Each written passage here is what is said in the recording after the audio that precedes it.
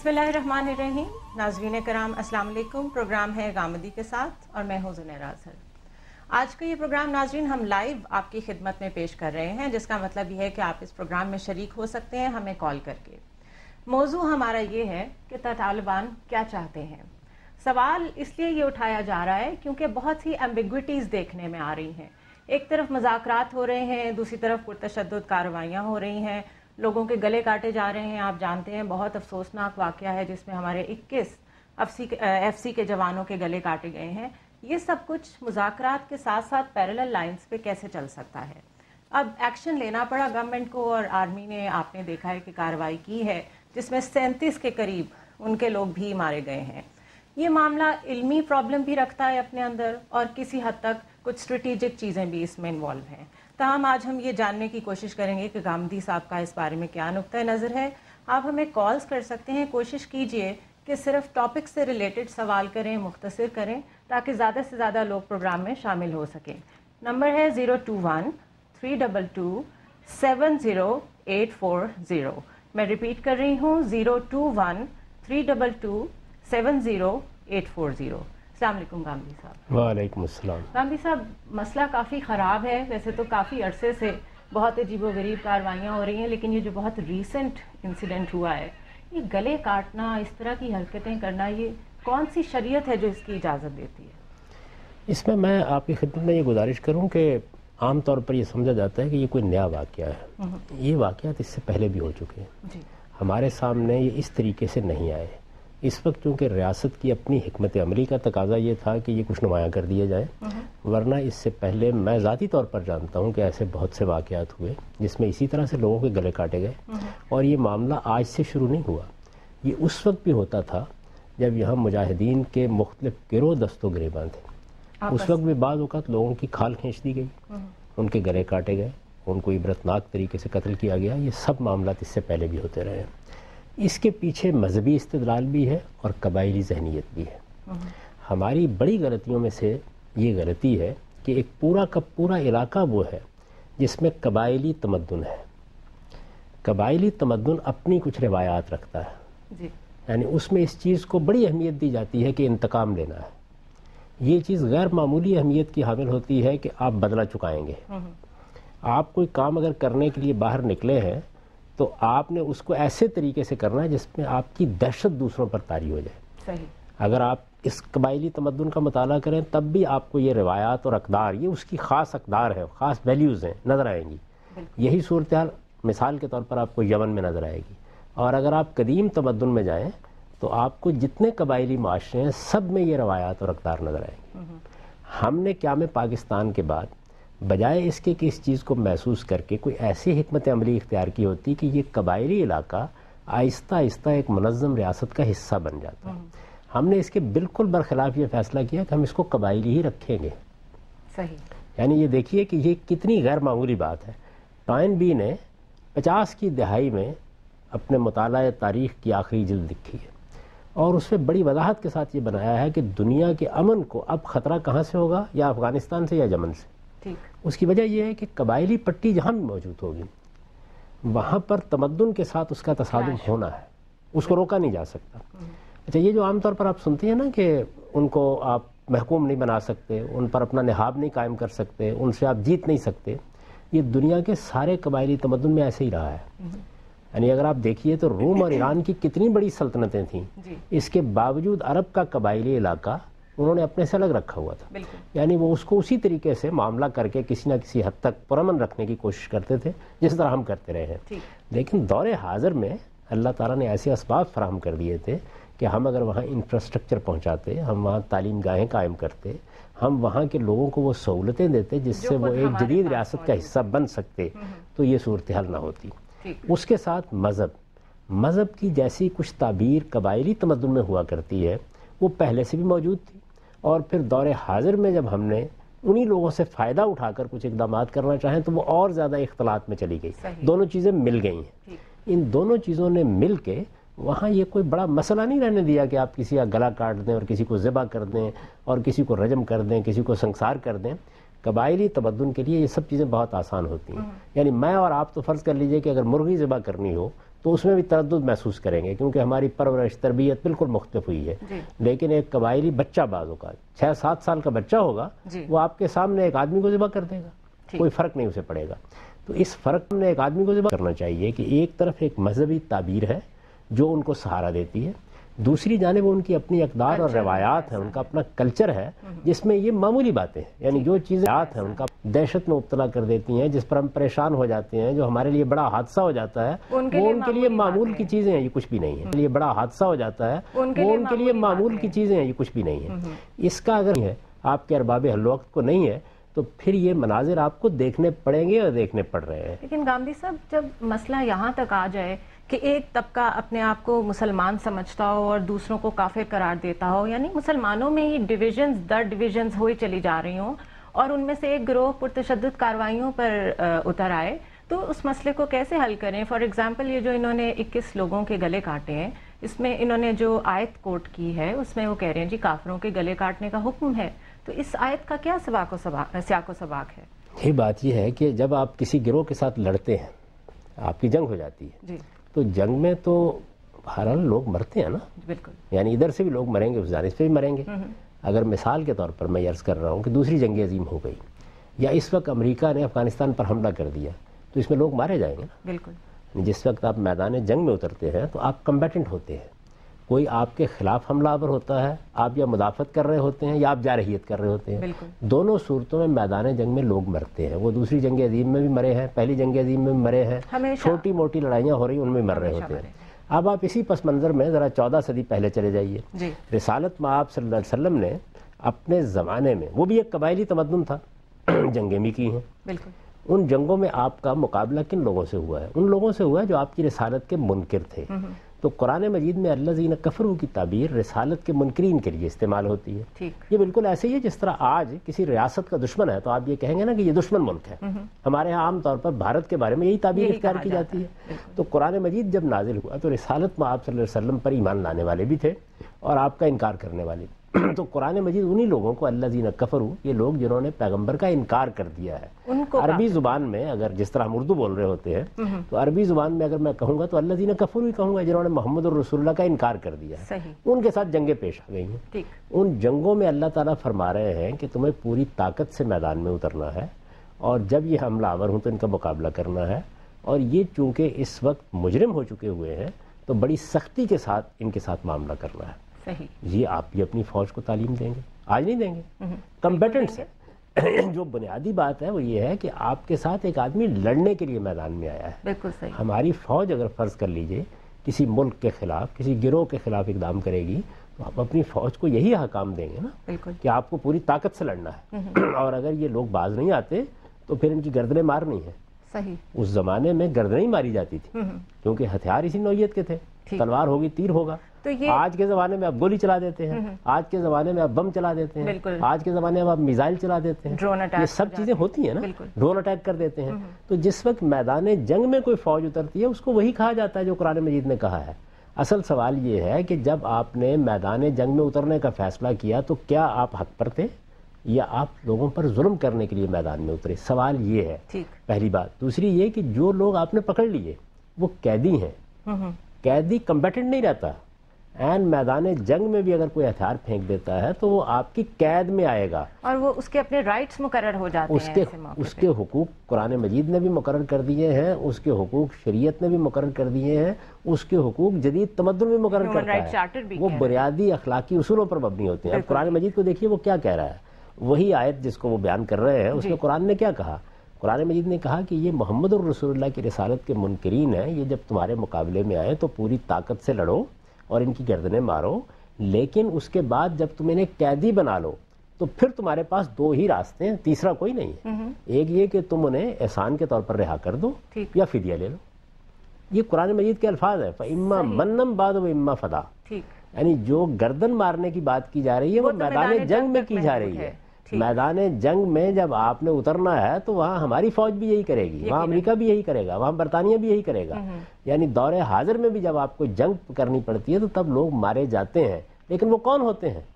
وہ بے گناہ لوگ ہوتے ہیں، وہ کمبیٹنٹس ہوتے ہیں، لڑنے والے مقاتلین ہوتے ہیں. جب جنگ ختم ہو گئی یا میدان جنگ میں کسی نے ہتھیار ڈال دیے تو پھر آپ نے اس کو قیدی بنانا ہے. تو قیدیوں کے بارے میں قرآن مجید یہ کہتا ہے کہ فَإِمَّا مَنًّا بَعْدُ وَإِمَّا فِدَاءً، اس کے بعد آپ کے پاس کوئی تیسرا راستہ نہیں ہے. آپ ان کو قتل نہیں کر سکتے، آپ ان کی جان نہیں لے سکتے. اب وہ قیدی بن گئے ہیں، ان کے ساتھ دو معاملات آپ کر سکتے ہیں. ایک یہ کہ آپ احسان کے طور پر چھوڑ دیں، جیسے کہ ہمارے ہندوستان نے قیدی چھوڑے. ایک آدمی کے ساتھ بھی انہوں نے کوئی اس طرح کی زیادتی نہیں کی. اچھا، اور یا کیا ہوگا، آپ کوئی تبادلہ کرتے ہیں، قیدیوں کا تبادلہ ہو جاتا ہے، یا آپ کسی رقم کا مطالبہ کر دیتے ہیں، تو وہ فدیہ ہے جس کو کہا جاتا ہے. قرآن مجید نے دو ہی صورتیں بیان کی. ٹھیک، گاندھی صاحب ایک کالر ہیں ہمارے ساتھ، صابر ہیں فیصل آباد سے. جی صابر، سوال کیجئے. السلام علیکم. وعلیکم السلام. سوال تو نہیں، یہ 3 ٹاپک پہ میں بات کرنا چاہوں گا، 3 چھوٹے چھوٹے پوائنٹس پہ جو گاندھی صاحب. جی ذرا مختصر سوال کیجئے گا. نہیں، ایک تو یہ کہ جو قبائلی پٹی کی بات کی نا انہوں نے، قبائلی پٹی کی آپ ہسٹری پڑھیں، یہ سب کرائے کے قاتل ہی رہے ہیں ساری عمر، جس نے پیسے دیے ان کے جو ساتھ یہ لڑے ہیں. پھر جو آپ نے کافر کی بات کی، گردن کاٹنے کی، یہ 23 ایف سی اہلکار کافر نہیں تھے، مسلمان تھے. نمبر 3 پہ میں نا اپنے جتنے بھی میرے دوست جو اینکر پرسن ہیں یا تجزیہ کار ہیں، ان سے میں تھوڑی سی دلیری چاہوں گا کہ یہ نا ان کو باغی قرار دیں، کیونکہ باغی جو ہوتا ہے وہ ریاست ہر چیز کی ذمہ دار ہے. جو ریاست کا باغی ہوتا ہے اس کا قتل بھی جائز ہے، اس کو ہر طرح کی ٹریٹمنٹ کرنی جائز ہے. تو اس پہ میں ذرا انٹرسٹ چاہوں گا بھی جو ہمارے جو تجزیہ کار ہیں وہ ان کو باغی قرار دیں. بہت شکریہ صابر. ہم گاندھی صاحب سے آپ کے سوال پہ بات کرتے ہیں. جی گاندھی صاحب. میں تو ہمیشہ سے ان کو باغی کہتا رہا. یعنی میرے نزدیک ان لوگوں نے ہماری ریاست کے خلاف بغاوت کی ہے، ہمارے پورے معاشرے کے خلاف بغاوت کی ہے. وہ یہ کہتے ہیں کہ ہم صالحین کا ایک گروہ ہے، نیکوکار لوگوں کا ایک گروہ ہے، ہم اللہ کے دین کو ماننے والے ہیں، یہ باقی سب کے سب لوگ خدا کے دین کو چھوڑ چکے ہیں، ہم ان کے خلاف جہاد کے لیے میدان میں اترے ہیں. ریاست کے نظم کو تو عرصہ ہوا پہلے چیلنج کر چکے ہوئے ہیں، تو اس میں تو کوئی شک نہیں کہ انہوں نے بغاوت کا ارتکاب کیا ہوا ہے. ایک پورے کے پورے علاقے میں یہ بغاوت پھیلی ہوئی ہے اور وہاں انہوں نے اپنے مراکز قائم کر لیے ہوئے ہیں. اس میں تو دو رائے ہو نہیں سکتی کسی طریقے سے. دوسری بات جو انہوں نے فرمائی ہے کہ یہ کرائے کے قاتل رہے ہیں، دیکھیے بات یہ ہے کہ کچھ ایسے لوگ بھی ہوتے ہیں جو قبائلی تبدل میں یہی کام کرتے ہیں. جیسے میں نے آپ سے عرض کیا نا کہ آپ کو کسی علاقے کو سمجھنا ہوتا ہے کن لوگوں کے ساتھ آپ معاملہ کر رہے ہیں. یعنی افغانستان میں اگر آپ ان کو لاہور کے لوگ یا کراچی کے لوگ سمجھ کے معاملہ کریں گے یا لندن کے یا نیو یارک کے لوگ سمجھ کے معاملہ کریں گے تو آپ جان ہی نہیں سکیں گے کہ آپ کو کیا کرنا ہے. آپ نے دیکھنا ہے کہ آپ کے خلاف اگر کوئی لڑنے کے لیے نکل آیا ہے یا کوئی باغی ہو گیا ہے یا کوئی ریاست کے مقابلے میں کھڑا ہو گیا ہے تو وہ ہے کون. یعنی اس کا فلسفہ کیا ہے، اس کا کلچر کیا ہے، اس سے اب معاملہ کیسے کرنا ہے آپ کو، یہ جانے بغیر آپ کیسے معاملہ کر سکتے ہیں. تو اس لیے میں نے عرض کیا ہے کہ ہمارے ہاں یہ بہت بڑا جرم ہے جس کا ارتکاب کیا گیا کہ ہم نے اپنی حکمت عملی، اپنی اسٹریٹجی کا تقاضا یہ سمجھا کہ قیام پاکستان کے بعد ہم قبائلی علاقے کو قبائلی علاقہ ہی رکھیں گے، جبکہ یہ نہیں ہونا چاہیے تھا. دیکھیے بات یہ ہے کہ ریڈ انڈینز تھے امریکہ میں، آج بھی آپ کو بہت سے قبائل مل جائیں گے جو قدیم آسٹریلوی قبائل ہیں، ان کو سوسائٹی میں یا تو آپ تحلیل کرتے ہیں یا پھر ان کی طاقت بالکل ختم کر دیتے ہیں. اگر آپ ایسا نہیں کرتے تو اس کا لازمی نتیجہ وہی نکلتا ہے جو ہمارے تمدن میں نکل آیا ہے. بالکل ٹھیک. خرم ہے ہمارے ساتھ حیدرآباد سے. جی خرم. جی السلام علیکم گامدی صاحب. وعلیکم السلام. جی گامدی صاحب سے میرے 2 مختصر سے سوال تھے. ایک تو سوال یہ تھا کہ اسلام اس حاکم وقت کے بارے میں کیا کہتا ہے کہ جو کہ مسلمان فوج کی گردن کاٹ دی جائے، ان سے مذاکرات کی جائیں یا ان کو سزا دی جائے. دوسرا سوال میرا یہ تھا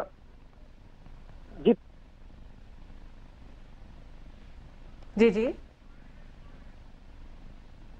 میرے خیال ہے ہماری لائن ڈراپ ہو گئی ہے.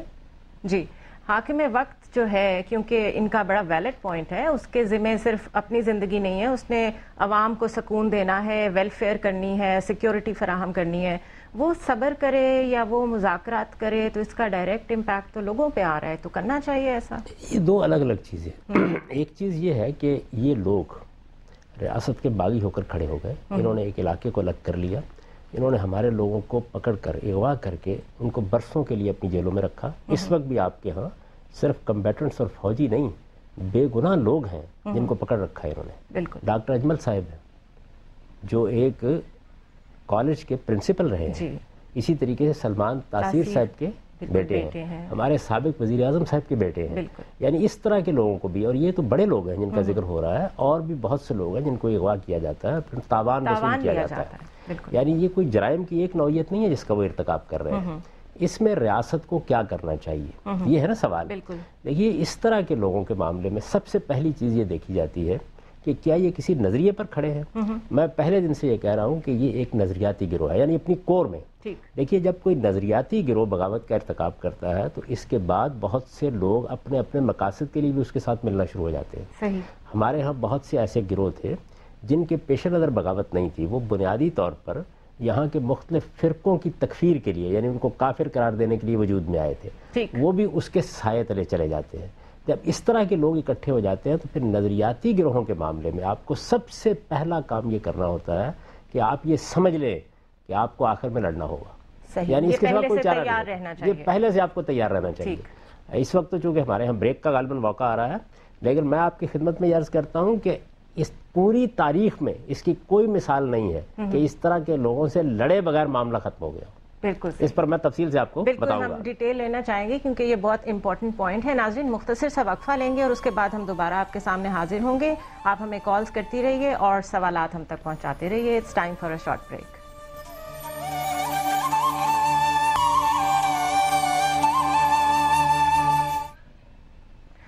ویلکم بیک ناظرین، ایک دفعہ پھر ہم آپ کے سامنے ہیں آج اس لائیو پروگرام میں، جس میں ہم یہ ڈسکس کر رہے ہیں کہ طالبان کیا چاہتے ہیں، اور غامدی صاحب ہمیشہ کی طرح ہمارے ساتھ ہیں.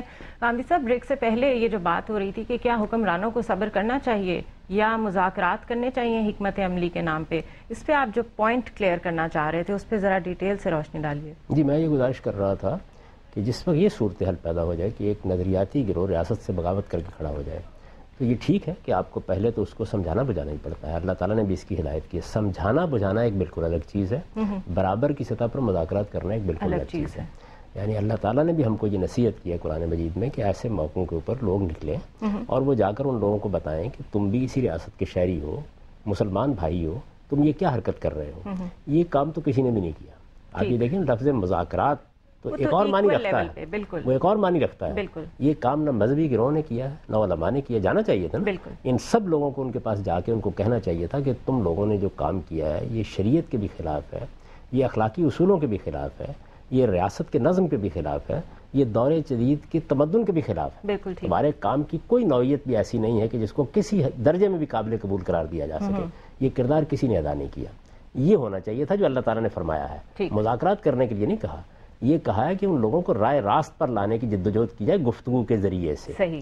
اس کے بعد اگلا مرحلہ ہے، اور وہ اگلا مرحلہ یہ ہے کہ آپ میدان جنگ میں اتر آئے، آپ نے کارروائی کرنے کا فیصلہ کر لیا. کارروائی کے دوران میں بھی مذاکرات کی میز بچھی رہتی ہے، وہ تو ہمیشہ کوئی اس کا انکار نہیں کرتا. بالکل. یعنی میرے نزدیک تو اگر فرض کر لیجئے کہ عین میدان جنگ میں بھی کوئی دوسرا گروہ کہتا ہے کہ میں بات کرنا چاہتا ہوں تو بسم اللہ، آپ بات کرنے کے لیے تیار رہیے. بات کرنا کوئی بری چیز نہیں ہے، لیکن بطور ایک حکمت عملی کے، جیسے کہ ہمارے مذہبی رہنماؤں نے اس وقت فرمایا ہے کہ مذاکرات مذاکرات اور مذاکرات، اگر وہ 10 دفعہ بھی ناکام ہو جائیں تو مذاکرات، یہ تو کبھی ممکن ہی نہیں ہے. یعنی آپ کو ایک قوت کی جگہ پہ کھڑے ہونا پڑتا ہے. ریاست پہلے اپنی اتھارٹی منواتی ہے، اس کے بعد معاملے پہ بات بھی کی جا سکتی ہے. اور میں نے عرض کیا کہ مذاکرات کا دروازہ تو عین میدان جنگ میں بھی کبھی بند نہیں کرنا چاہیے. زیر بحث یہ ہے ہی نہیں کہ مذاکرات یا جنگ. اصل سوال یہ ہے کہ اس طرح کے نظریاتی گروہ کے ساتھ آپ معاملہ کریں گے تو آپ کو لڑنا ہے. دیکھیے مسلمانوں کی تاریخ میں 2 بڑے واقعات ہیں. خوارج اسی طرح کے لوگ تھے، انہوں نے ایسے ہی بغاوت کی. بغاوت بھی خلافت راشدہ کے زمانے میں کی، یعنی سیدنا علی رضی اللہ عنہ کے خلاف کی. انہی کے ایک آدمی نے سیدنا علی رضی اللہ عنہ کو شہید کیا. انہوں نے اس وقت کی ایک بڑی سیاسی شخصیت سیدنا امیر معاویہ پر بھی حملہ کیا، اگرچہ وہ اس میں ناکام رہے. تو یہ صورتحال پیدا ہو گئی. اس کے بعد آپ کو 1 صدی تک لڑنا پڑا ہے. صحیح. یعنی خوارج کا خاتمہ عباسی سلطنت کی ابتدا میں آ کے ہوا ہے. خود سیدنا علی رضی اللہ عنہ کو ان سے جنگ کرنی پڑی ہے، کیونکہ سمجھانا بجھانا ایک بالکل الگ چیز ہے. لیکن جس وقت کوئی گروہ بغاوت کر کے کھڑا ہو جائے اس وقت ریاست کو بہرحال اپنی قوت کا اظہار کرنا ہوتا ہے. اور اگر وہ اپنی رٹ قائم کرنے میں کامیاب نہ ہو، مجھے تو آپ تو اس پر اس وقت ماتم کر رہے ہیں کہ ان 30-32 لوگوں کے گلے کاٹ دیے گئے. میں اس پر رو رہا ہوں کہ 30-32 لوگ ہمارے، اور معلوم نہیں کتنے اور ان کی قید میں ہیں اور ہم اطمینان سے سوئے رہے. بالکل صحیح. یعنی وہ قیدیوں کے ساتھ کیا معاملہ کرتے ہوں گے ہماری فوج کے لوگ. وہ تو اپنے قیدی رہا کرنے کی بات کر رہے ہیں کہ ہمارے جیسے لوگوں کو چھوڑ دیں جو طالبان آپ نے پکڑے ہوئے ہیں، اور ہم نے اپنے لوگوں کے لیے کبھی ڈیمانڈ نہیں کی. کیسے خاموش رہی؟ یعنی آپ کیسے صبر کر کے بیٹھے رہ سکتے ہیں کہ آپ کے یہاں کے لوگ پکڑ لیے جائیں، ان کے معاملے میں تاوان آپ سے مانگا جائے، اور وہ 1 نہیں 2 دن نہیں 3 سال سے ان کی قید میں رہے. یعنی یہ تو ہمارے سامنے آ گئی ہے نا یہ بات. معلوم نہیں اور کتنے اس طرح کے معاملات ہوں گے. اور جو سویلین پکڑے ہوئے ہیں اور جن کے معاملے میں تاوان مانگا جا رہا ہے یا اور مطالبات کیے جا رہے ہیں وہ الگ ہیں. یہ صورتحال دیکھ کر ریاست کیسے صبر کر سکتی ہے؟ یعنی صبر تو ایک انفرادی خصوصیت ہے. آپ کو اقدام کرنا ہوتا ہے, آپ کو لوگوں کے جان و مال کی حفاظت کرنی ہوتی ہے, لیکن ہر وقت وہی بات کہنی ہوتی ہے جو ریاست اس وقت کہہ رہی ہے. میرے نزدیک ٹھیک وہ موقع ہے اب کہ جس میں جو موقف اختیار کیا گیا ہے یہی موقف ابتدا سے ہونا چاہیے تھا کہ ہم پوری قوت کے ساتھ اس طرح کے ہر اقدام کا جواب دیں گے. ہم ریاست کی رٹ قائم کریں گے, ہم اس طرح کے کسی ظلم کو برداشت نہیں کریں گے, لیکن اگر آپ بات کرنا چاہتے ہیں تو میز ہر وقت بچھی ہوئی. بالکل ٹھیک. جاوید ہیں ہمارے ساتھ لاہور سے. جی جاوید. جی السلام علیکم. وعلیکم السلام.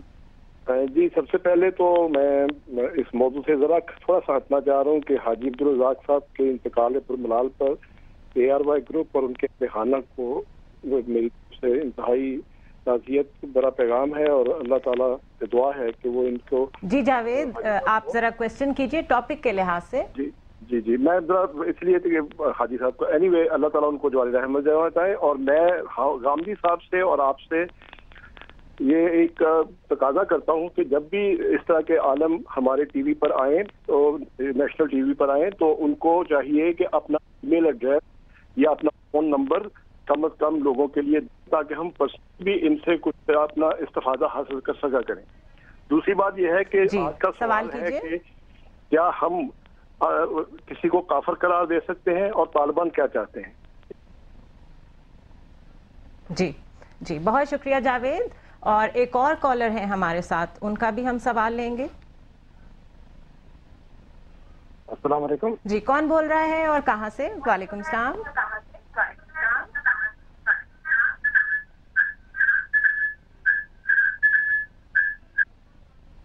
جی میرے خیال ہے لائن میں پرابلم ہے. تو کافر قرار دینا کسی کو یہ بھی کافی امپورٹنٹ آج کل بات چل رہی ہے. اور جو ہم نے آیت کی بات کی اس میں بھی میرا خیال ہے کہ وہ لوگ کیونکہ ہمیں کافر سمجھتے ہیں طالبان, تو اس لیے وہ گردنیں کاٹنے کو کوئی برا نہیں سمجھتے, وہ تو اپنی طرف سے بالکل عین اسلام کے مطابق اقدام کر رہے ہیں.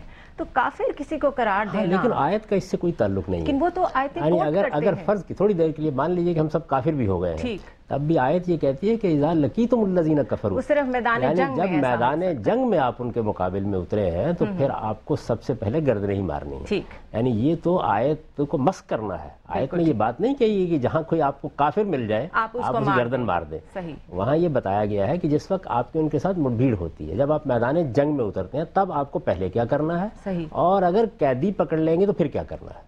یعنی آیت دونوں مراحل کو بیان کر رہی ہے. تو کافر کا کرائیٹیریا کون پورا کرتا ہے اور کیا اس کے ساتھ ایسا سلوک کرنا چاہیے؟ دیکھیے بات یہ جی کہ کفر ہے, شرک ہے, اسی طرح سے کسی شخص نے اسلام کو چھوڑ دیا جس کو ارتداد کہتے ہیں, یہ وہ چیزیں ہیں جن کا تعلق خدا سے ہے. ان کا مجھ سے, آپ سے, معاشرے سے اور ریاست سے کوئی تعلق نہیں ہے. میرا یہ کام ہی نہیں ہے کہ میں لوگوں کے کفر اور ایمان کا فیصلہ کروں. میرا یہ کام نہیں ہے کہ میں کسی کو مشرک قرار دوں اور کسی کو کافر قرار دوں. یہ میری نہ ذمہ داری ہے نہ میرا حق ہے. دو طرح کے جرائم ہوتے ہیں. ایک وہ جرائم ہیں جو سوسائٹی کے خلاف ہوتے ہیں یا انسانوں کے خلاف ہوتے ہیں. کسی نے ملاوٹ کی ہے, کسی نے دھوکہ دیا ہے, کسی نے کسی کا مال لوٹ لیا ہے, کسی نے کسی کو قتل کر دیا ہے. یہ وہ جرائم ہیں جو معاشرے کے خلاف ہوتے ہیں یا معاشرے کے افراد کے خلاف ہوتے ہیں. ان کے لیے ریاست کو حق حاصل ہے کہ وہ قانون بنائے, اس کو حق حاصل ہے کہ اس طرح کے لوگوں کو پکڑے, ان کو حق حاصل ہے کہ وہ اس طرح کے لوگوں کو سزا بھی دے. اس طرح کے بعض جرائم کی سزائیں قرآن میں بھی بیان ہوئی ہیں. ایک یہ جرائم ہے. دوسرے وہ جرائم ہیں جن کا تعلق خدا سے ہے, جیسے شرک ہے, کفر ہے, ارتداد ہے. نہ ان کا فیصلہ کرنے کا کسی کو حق ہے, نہ ان کی بنیاد پر کسی کو پکڑ بلانے کا کسی کو حق ہے, نہ ان کی بنیاد پر سزا دینے کا کسی کو حق ہے. ان کی سزا دنیا میں بھی اگر دیتا ہے تو خدا دیتا ہے, اور قیامت میں بھی اگر دے گا تو خدا دے گا. یہی وہ بڑی بنیادی غلطی ہے جو بدقسمتی سے ہمارے ہاں لوگ کرتے ہیں, اور اس کے بعد پھر وہ مختلف گروہ بنا کر تکفیر کی تحریکیں چلا دیتے ہیں. شیعہ کافر ہے اور سنی کافر ہے اور فلاں کافر ہے اور فلاں کافر ہے. ہمارا کام یہ ہے کہ ہم خدا کا دین لوگوں تک پہنچائیں, یہ بتائیں کہ اس دین کے اندر کیا باتیں ایمان کی ہیں اور کیا کفر کی ہیں, یہ بتائیں کہ اس میں شرک کیا ہے اور توحید کیا ہے. یہ چیز واضح کرنا ہمارا کام ہے. لوگوں کے عقائد کا فیصلہ کرنا اس کا حق ہم کو خدا نے نہیں دیا. یا اس پہ آپ قرآن مجید کو پڑھ لیں وہ بھی آپ کو حق یہ نہیں دیتا. آپ حدیث کو پڑھ لیں بلکہ وہ تاکید کے ساتھ یہ کہتی ہے کہ اس طرح کا کام مت کرو, اگر اس میں غلطی کرو گے تو اس کے نتیجے میں وہی چیز تم پر لوٹ آئے گی. تو نبی صلی اللہ علیہ وسلم ہمیں روک رہے ہیں, نہ کہ یہ کہہ رہے ہیں کہ تمہاری ذمہ داری ہے, تمہارا فرض ہے لوگوں کے کفر و ایمان کے فیصلے کیا کرو. میرے نزدیک اس معاملے میں جب ہمارے علماء لوگوں کی تکفیر کرتے ہیں وہ بھی حدود سے تجاوز کرتے ہیں, اور جب طالبان اس سے آگے بڑھ کر لوگوں کو کافر قرار دے کر مارنے کے لیے نکلتے ہیں تو وہ تو آخری درجے کے جرم کا ارتکاب کر ڈالتے ہیں. بالکل ٹھیک. یعنی یہ بات ہے جس کو بہت اچھی طرح ہمارے یہاں ہر مسلمان کو سمجھ لینا چاہیے کہ لوگوں کے کفر, شرک, ارتداد کا فیصلہ کرنا یہ ان کا کام نہیں ہے, یہ اللہ کا کام ہے. وہ دنیا میں بھی اس کا فیصلہ کرے گا, وہ قیامت میں بھی اس کا فیصلہ کرے گا. دنیا میں وہ فیصلہ کیا کرتا تھا اپنے پیغمبروں کے ذریعے سے, قیامت میں اب بھی کرے گا, اور اس کا پورا قانون قرآن مجید میں بیان ہو گیا ہے. ہمیں لوگوں کے ان جرائم کو دیکھنا ہوتا ہے جن کا تعلق معاشرے سے ہے, افراد سے ہے. فرد کے خلاف, معاشرے کے خلاف آپ کسی جرم کا ارتکاب کریں گے, اس پر ریاست کو حق حاصل ہے کہ اسے قابل دست اندازی پولیس قرار دے, اس کی بنیاد پر کوئی قانون بنائے, اس میں کوئی اقدام کرے. لیکن یہاں تو دوہرے جرائم کا ارتکاب کیا جا رہا ہے. یعنی لوگوں کے ساتھ یہ معاملہ بھی ہو رہا ہے, اور جو لوگ کر رہے ہیں وہ خود کوئی ریاست نہیں ہے, وہ خود ریاست سے بغاوت کر کے اپنے آپ کو وہاں منظم کر کے بیٹھے. صحیح. امان اللہ ہے ہمارے ساتھ اسلام آباد سے. جی سوال کیجئے. السلام علیکم. وعلیکم السلام. اچھا, غامدی صاحب سے میرا یہ سوال ہے کہ یہ جو طالبان ہیں یہ اسلام کے نام پہ اور دیگر مسلمانوں کو کافر قرار دے کے جو ان کی گردنیں مار رہے ہیں اور انہیں قتل کر رہے ہیں, تو کیا یہ فساد فی الارض کے زمرے میں نہیں آتا؟ اور اگر آتے ہیں تو اس سلسلے میں قرآن و حدیث نے ان کے لیے فساد فی الارض کے مجرموں کے لیے کیا سزائیں بیان کی ہیں؟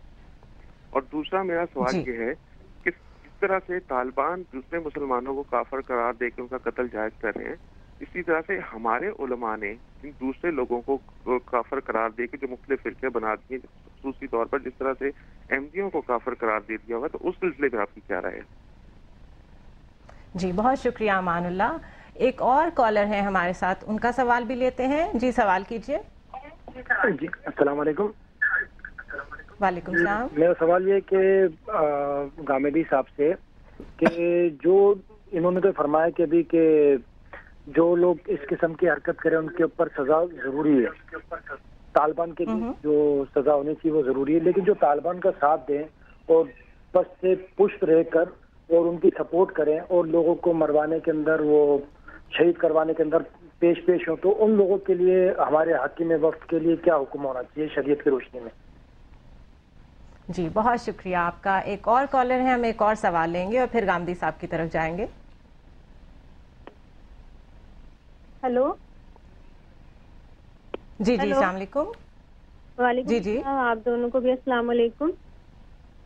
وعلیکم السلام. جی دعا سوال کیجئے. جی میرا سوال یہ ہے غامدی صاحب سے کہ قرآن پاک میں اللہ تعالیٰ نے سورہ کافرون میں کافروں کو واضح کر دیا, سورہ منافقین میں منافقوں کو واضح کر دیا, سورہ مومنون میں مومنوں کو واضح کر دیا. تو کیا وجہ ہے کہ ہمارے علماء کرام واضح اسلام نہیں بتاتے, ایک مکس اسلام بتاتے ہیں, جو کچھ ہمارے اسلامی ممالک میں ہے وہ اسلام سے بالکل ہٹ کرے. اسلام کا تو کہیں پر بھی شریعت کا نظام نہیں ہے.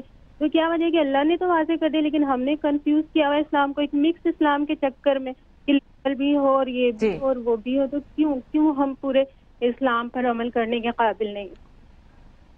بہت بہت شکریہ دعا آپ کا. غامدی صاحب پہلا سوال تو جو تھا وہ اسی بارے میں تھا جو ابھی ہم نے ڈسکس کیا ہے کہ ہم کس کو کافر کہہ سکتے ہیں, کس کو نہیں کہہ سکتے.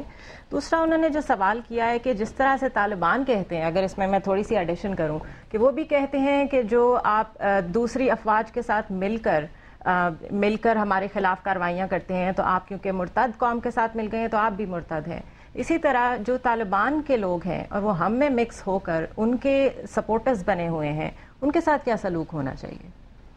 یا آپ چاہتی ہیں کہ ان کا ایک کر کے جواب دے دیا جائے؟ تو پھر آپ مجھے یاد دلاتی رہیے گا. اس کی وجہ یہ ہے کہ آپ نے ایک ہی وقت میں یہ ساری چیزیں پیش میرے خیال ہے ہم بریک لے لیں غامدی صاحب, اس کے بعد ہی ہم اس کا آغاز کریں گے. ان کے جوابات ڈیٹیل میں ہونے چاہیے. ناظرین مختصر سا وقفہ لیں گے, اس کے بعد آپ کو میں ایک دفعہ نمبر دوبارہ بتا رہی ہوں تاکہ آپ ہمیں کال کر سکیں. 021-322-70840. کالرز بہت زیادہ ہیں, کوشش کیجیے آپ مختصر سوال کریں ہم سے تاکہ ہم زیادہ سے زیادہ جوابات غامدی صاحب سے لے سکیں. It's time for a short break.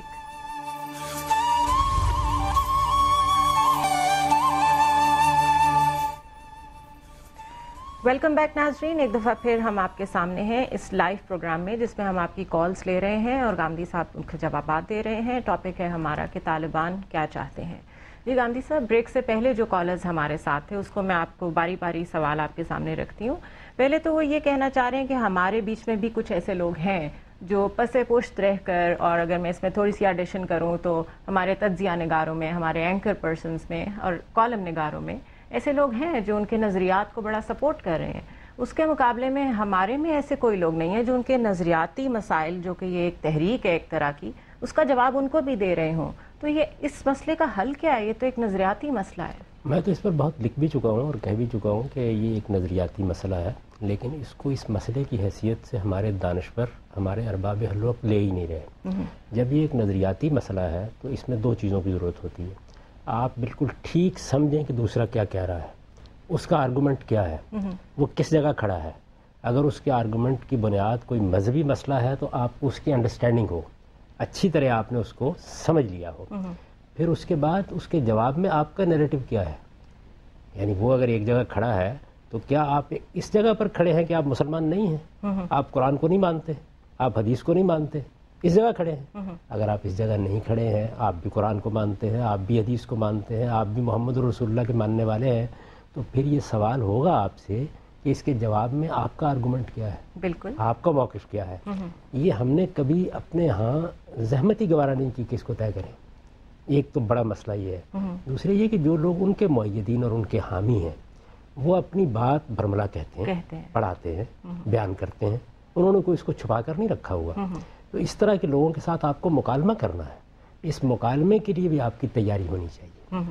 جب ایک نظریاتی مسئلہ ہے تو آپ کو اس کا نظریاتی سطح پر جواب دینا ہے. اگر نظریاتی سطح پر آپ نے اس کا جواب نہیں دیا تو پھر لوگوں کے اندر کیا چیز پیدا ہوگی؟ ایک خلجان، ایک کنفیوژن، ایک اضطراب. وہی اس وقت ہماری قوم میں ہے.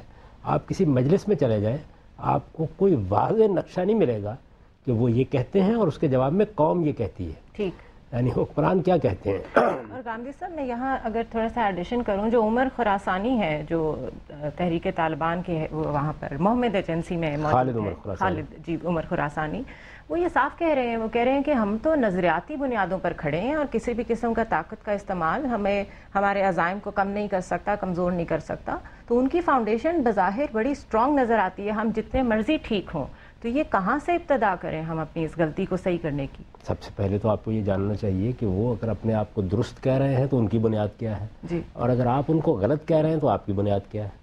یعنی نظریاتی سطح کے اوپر آپ کو اس قابل ہونا چاہیے نا آپ اس کا جواب دے سکیں. بالکل. ایک ایک چیز، جیسے ابھی ہم نے ایک مسئلے کے بارے میں یہ دیکھا کہ قرآن مجید کی ایک آیت انہوں نے پیش کی. قرآن مجید کی اس آیت سے انہوں نے ایک نتیجہ نکال لیا. میں نے ان کا وہ فتویٰ پڑھا ہے. میں آپ سے کہتا ہوں کہ اس کے آخر میں کیا ہے. یعنی قرآن مجید کی آیت کا مطلب تو میں نے آپ کو بتا دیا کیا ہے. آخر میں کیا ہے، انہوں نے یہ بیان کیا ہے کہ جنگ بدر کے موقع پر کچھ لوگوں کو قیدیوں میں سے قتل کر دیا گیا تھا. دنیا بھر میں ایسا ہوتا ہے کہ بعض قیدیوں نے بعض جرائم کا ارتکاب کیا ہوتا ہے. یعنی مثال کے طور پر وہ لوگ پکڑے جائیں جنہوں نے اس وقت ہمارے 23 لوگوں کو ذبح کیا ہے، تو اب ان کو محض قیدی سمجھ کے چھوڑ نہیں دیا جائے گا، ان کے خلاف مقدمہ چلایا جائے گا. انہوں نے ایک ایسے جرم کا ارتکاب کیا جس کی سزا موت ہے. تو یہ استثناء ہر قانون کے اندر موجود ہوتے ہیں.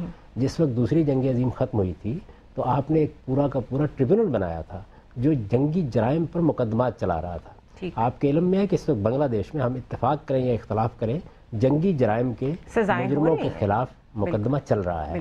یہ ایک بالکل اور چیز ہے. اصل میں ہوتا یہ ہے کہ وہ چیزیں جو بالکل معمول میں ہوتی ہیں، جن کو ہر آدمی سمجھتا ہے، جو قانون کا حصہ ہوتی ہیں، ان کو ان کی جگہ سے اٹھا کے ان سے اپنے مطلب کا ایک نقطہ نظر نکال لیا جاتا ہے. تو ان تمام چیزوں کا ہمیں جواب دینا ہے، علمی اور نظریاتی سطح پر جواب دینا ہے. کیونکہ وہ جو بات کہہ رہے ہیں وہ بات انہوں نے مدرسوں میں پڑھی ہے، وہ بات انہوں نے علماء سے سیکھی ہے. یہی وجہ ہے کہ جس وقت وہ اپنا استدلال پیش کرتے ہیں تو دوسری جانب سے مکمل خاموشی ہوتی ہے. یعنی یہ نہیں ہے کہ اس کے جواب میں علماء سامنے آ جاتے ہیں اور وہ یہ کہتے ہیں کہ دیکھیے انہوں نے قرآن مجید کی یہ آیت پڑھی ہے، اس کا مطلب بالکل غلط بیان کیا ہے، یہ حدیث پڑھی ہے، اس کا مدعا بالکل غلط بیان کیا ہے. یہ بات تو ہو ہی نہیں رہی. یہ بات کسی ڈیبیٹ میں نظر نہیں آتی، کسی اخبار میں نظر نہیں آتی، کسی ٹاک شو میں نظر نہیں آتی. یعنی آپ کے جو اس وقت صحافی دانشور ہیں وہ ان مسائل سے واقف نہیں ہیں. انہوں نے اپنے آپ کو ایجوکیٹ ہی نہیں کیا نظریاتی معاملات میں، اور علماء ان کے مؤید ہیں. تو نتیجہ کیا ہے؟ نتیجہ یہ ہے کہ نظریاتی سطح پر آپ کا کوئی موقف نہیں ہے جو سامنے آتا ہو. اس وجہ سے میں پہلی جس ضرورت کی طرف توجہ دلاتا ہوں وہ یہ ہے کہ کہ آپ کا ایک متعین نیریٹو ہونا چاہیے، ایک جوابی بیانیہ ہونا چاہیے جس میں آپ ان تمام دلائل کے جواب میں یہ بتائیں کہ آپ کا موقف کیا ہے. اس کے بغیر قوم کو کسی ایک جگہ پر نہیں لایا جا سکتا. بالکل ٹھیک. اور وہ جو ہماری دوسری کالر تھیں وہ کہہ رہی تھیں کہ خالد صاحب ہمارے ساتھ ہیں دوحہ قطر سے، ان سے بھی سوال لے لیتے ہیں. جی خالد صاحب.